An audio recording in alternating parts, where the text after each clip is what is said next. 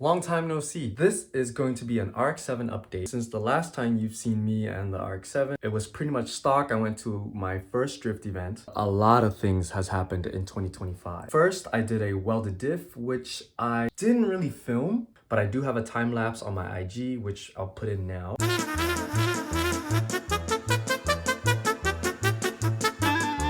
Thank you, Zach, for welding my LSD. Since the welded diff, I bought this angle kit off of Angry Earl. Quite interesting, and man, these are heavy. I'm sure the stresses they go through. Oh my god, oops. Fuck! Who retired his RX-7, and he gave me a lot of instructions on how to make it a good drift car. So let's go and I'll show you my stock angle. Okay, I jacked it all up, and then I did a lock. So this is a stock FD full lock. This is a perfect before snapshot, and I'll do another snapshot after. The FD stock angle is rumored to be horrible. Maybe it's coupled with a short wheelbase. Makes me spin out all the time. But yeah, that is the before angle. So now we're gonna jack it up, take all the wheels off, and start wrenching. I'm going to attack the brake caliper first. And it's gonna be this bolt down here and this bolt. But I am held back by this brake line, which I have to disconnect here first.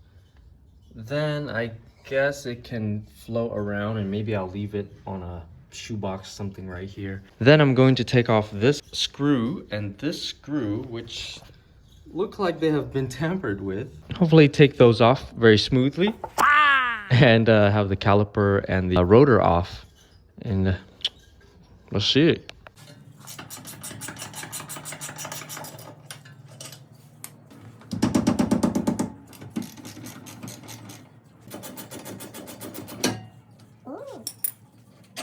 Nice. Thank God for these built-in knee pad pants. I'm on my knees more than you go at the corner. Oh, jeez. What a terrible joke. Okay, I've got the caliper on a bucket of oil and a plank of wood. These bolts are on here tighter than a disabled child holding onto a crayon. I can't get them out, so I have to go to the store and get some Phillips sockets, and then I'm gonna put them on my impact and go. Okay, since the last clip, it's been 2 days. These bolts got stuck. I tried drilling and extracting them, and they broke my extractor bits because they were so tight in there. So I had to go through my last resort. Here are some pictures. Let me know. But I finally got them out, which is I'm very happy about. I'm going to use my flathead here to pry open this cap and use my special 35mm socket for the front wheel hub nut.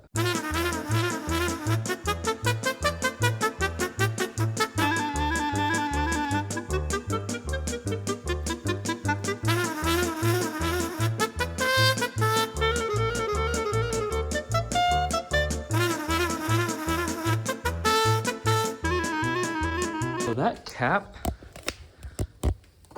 was pretty hard to get out, but another milestone, we've taken that. Thank you to the 1/2-inch impact with the 35mm bolt. So that's out. The next struggle is I'm going to try and pull this out without an axle puller. Oh my god. This is like striking gold. I didn't even smack it. Good car. But wow, I'm amazed.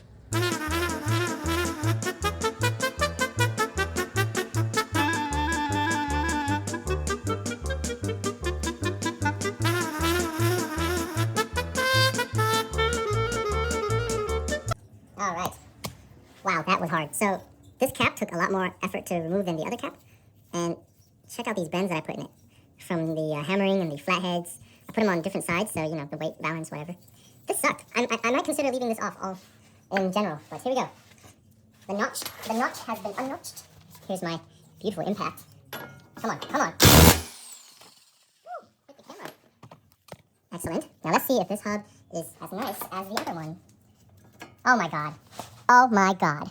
That's amazing. I feel very fortunate. I feel very lucky. Look at that. Should I replace these? Should I just buy new ones? How long does it take for these to go bad? Have these been replaced? I have no idea. There we go. So now I'm going to hit these 3 bolts to take off this little dust cover, and then we're going to start with the suspension arms. So here they are. These are from the one and only Angry Earl. These are right off of his car. They've seen a few seasons of drifting at least, but they're just OEM FD knuckles that have been chopped here and modified at the pickup point for the tie rod. I should be able to use OEM tie rods, as Earl has said. So let's go prep our car to put these in. Okay, at this point, I just want to compare the knuckles with the OEM knuckles. And side by side, these are quite heavy. Side by side, you can see the pickup point is moved at least maybe 2.5 or 3 inches. And that's just all about the difference there is. So I'll have to shorten my tie rod to be able to get the right steering angle, but it's quite interesting. And man, these are heavy. I'm sure the stresses they go through. Oh my God. Oops. Fuck. Anyway, time to pull this guy. I'm going to hit this back bolt. Hopefully that means that the control arm can just go up. Then there's a big old boy right here. And tie rod end.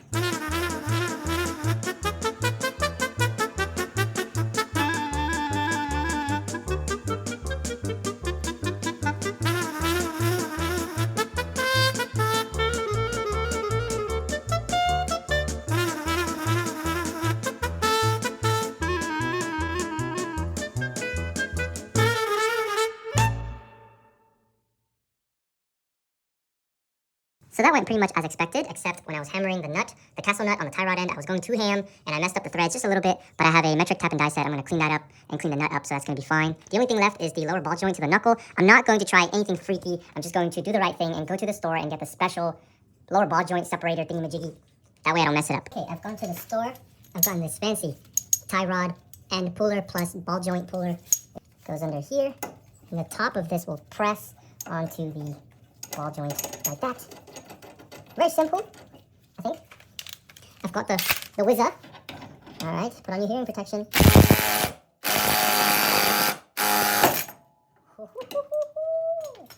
You did a little jump, and off it goes. Look at that. No random sneaky tricks, nothing. Just straightforward, super awesome. Looks like my ball joint boot is not too bad.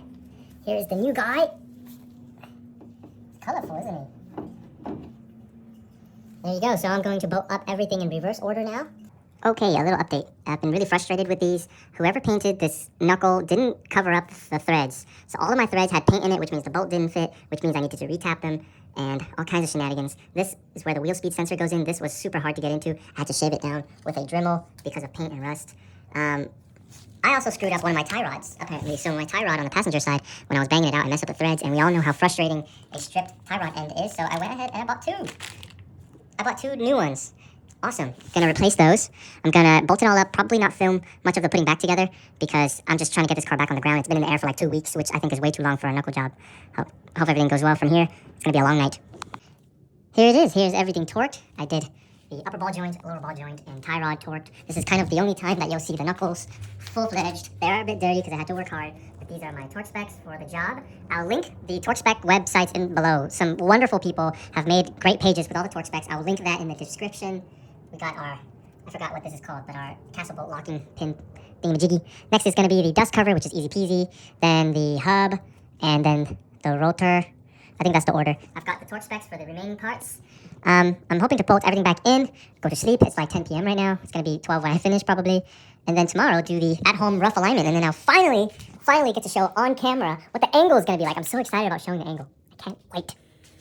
All right, more wrenching. I just found out that I had to modify my brake dust protector shield thing. Brake dust shield. So here, well, these are mirrored, so it's kind of hard to tell, but you can see I cut away all this. So I'm actually going to make some marks here. It looks like that goes about there, right in the front of this, whatever. And then we're going to go truck it like this, whatever. And it looks like I went up here and then sideways. So there you go. Something like this, or maybe even bigger. Yeah, cut away quite a lot of it to clear these shortened tie rods. So the OG, oh here, look at that. You can tell the difference of the pickup point. It is shrunken and moved, and so we have to cut this guy. Okay, everything is back together. I almost forgot to film the last parts, but here is the knuckle hiding back there. Everything is torqued to my specs. And I had to do some extra things that I didn't plan for. There on the passenger side of the FD, there is a coolant reservoir bottle that is here. I test fitted, the tire hits the reservoir, so that gotta go. On the driver's side, I still haven't figured out what to do about the reservoir. I'll figure it out. On the driver's side, as you see here at the wheel, I've been testing the rotations. There is a windshield washer fluid bottle. Oh my god, how long has it been falling over for? In my garbage heap. I'm going to keep it, however, even though it's a little messed up. The windshield washer fluid goes right here. So that had to go. And actually, I shaved down my windshield wiper washers because I like it smooth. So I didn't need that anyway. So I had to take those out for the angle. And right now, when I turn, the wheel hits this, my lower control arm. So I don't know what to do with it yet. I'm hoping that if I lower the car and then I try it again, it won't hit. We'll see. Okay, I am all done. I did a little bit of an alignment, an eyeball alignment. All the parts are on, the wheels are on. Here it is at full lock. This is full lock because it's hitting the lower control arm. I can go more, but I gotta figure that out first. Here, I'll show you the hidden. There is the rim hitting the lower control arm right there.